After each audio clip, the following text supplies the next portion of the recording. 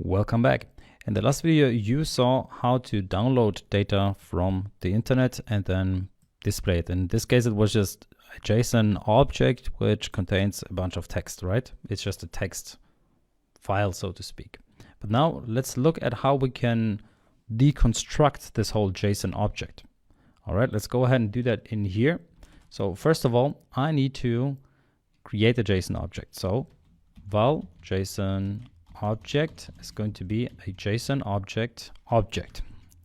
And you can pass in a string here, which is our result, which is this huge string that we saw in our logcat. Okay, so this message and so forth, this thing here. Okay, now this JSON object will now understand the structure of it, and now we can access elements from that JSON object. So I can just go ahead and say I want to have the message, which will be JSON object.opt string of our message. So if we look at opt string, returns the value mapped by code name, so whatever we entered as name, if it exists, coercing it if necessary, or the empty string if no such mapping exists.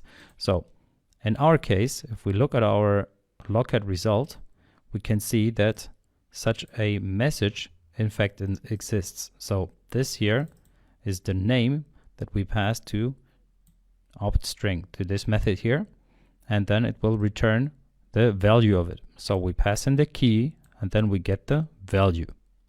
Okay, so now this message, I will just log that to my console, and let's just see if that's actually going to work. Okay, so let's go to our logcat and see if something like message exists. Okay, so we have here message, you have successfully logged in. All right, so that worked. So now we can access elements from our JSON object. So that's how easy it is. Of course, you can now go ahead and do the same thing with the user ID and all of the other objects, right? So the name and so forth. Okay, so whatever the name is going to be in our JSON object here, whatever the name here is. So if we look at our logcat again, you can see there is a name. In my case, it's Pwn Tutorials and so forth. Okay, so you can get all of those values, and you can see each time you have to search for the specific name of the key. Okay, so in a key value pair.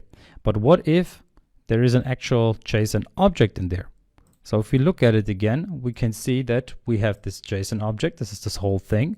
And in there we have another JSON object, which is this profile details. So this here is a JSON object. So if we want to get the JSON object, well, we can use the following approach. So we saw that we can get strings and we can get ints, because the user ID, as you know, is an integer, right? But we can also get opt JSON objects. So I'm just going to create another val profile detail object, so I'm going to call it, and it will just be a JSON object dot opt JSON object. And what's the name of it? What's the name of the string? Well, let's look at the logcat here again. It was called profile details. So let's paste that in here, profile details, and now let's use that. So val is profile completed will be the profile details object opt. And now what do we have there? We had a boolean. So opt boolean. And what's the name of the boolean? Well, is profile completed. And now let's log that. So let's do log.I is profile completed, and then we're just going to use this is profile completed value that we prepared here. Okay, so that is how you can access an object which is of type JSON, or JSON object within a JSON object. Okay, you can still access it via its key, which is in this case profile details, and then you can just use this opt JSON object method in order to get it by its name or by its key, so to speak. And then we have another very important and interesting aspect here, which is a list. So you can see here we have a list of JSON objects. So how do we get that? Well, we get that by using an opt JSON array. So val data list array, so I'm going to call it, and it's going to use JSON object again and get, or here it's actually opt JSON array. And now what's the name of the JSON array again? You can go here and see it's called data list in my example.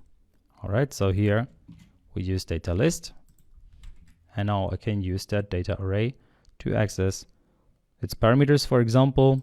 So if I want to know the size of the array, so how many entries are in there, I can just go ahead and say data list array.length. So I can just display that in the log. But then if I want to know about every single value in there, so every single entry, then it's a little more complicated. So here I use a for loop for item in 0 until data list array dot length. So I want to go through the whole list, and I start at 0 and I go to whatever the amount of entries are in there. And here I can access the individual element by using data rest array item. But then this item will be a JSON object, right? So I need to get that as a JSON object again. So I'm just going to say data item object, which will be a JSON object. And I get that from data list array dot, or actually here, item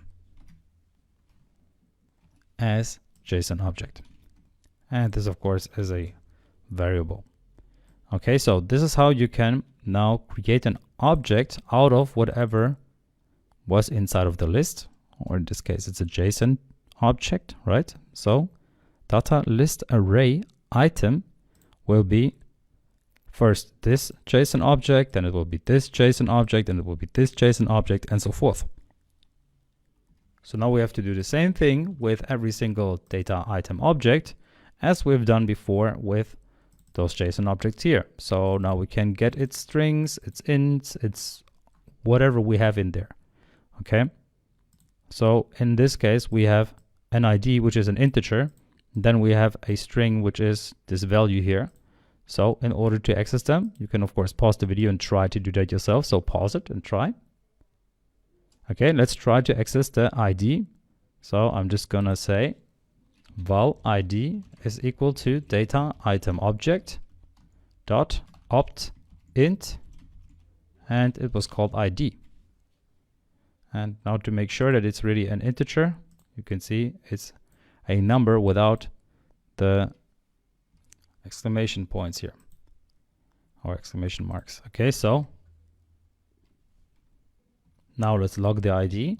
Log.i ID is going to be message will be ID.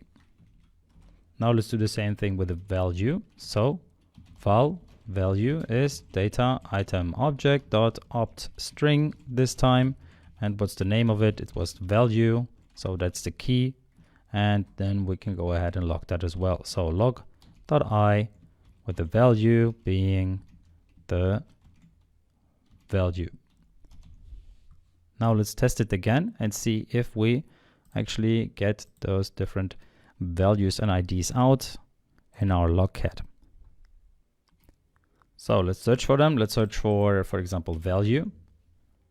And you can see value 0 was the ID 1, value 1. And the value itself is 1. You can see it totally works. Now let's say we want to have the ID. And there we are. So ID 1, ID 2, ID 3. All right. So now you know how to pull everything apart. So how to read JSON objects and use them as JSON objects. So this is super powerful stuff, and it will come in handy so many times, believe me. Now there is one thing that you might have wondered from the start. Why do I call this one call API login async task? Because I'm not logging in or anything like that. And how would I even log in? Well, in order to log in, you need to send a post request to the website, whichever you're using, right? To the service that you're using. And in our case, we're not doing that yet. And that's what we're going to look at in the next video, because then we will need the username and the password in order to log in, and in order to then, of course, send this information to the website, and the website will then, in our case, do nothing. So unfortunately, we won't be able to test that yet, but we will see later on, once we are at the Firebase example, how that will come in handy. But I think it still makes sense to also talk about it here while we're already working with API calls and everything. All right, so see you in the next video.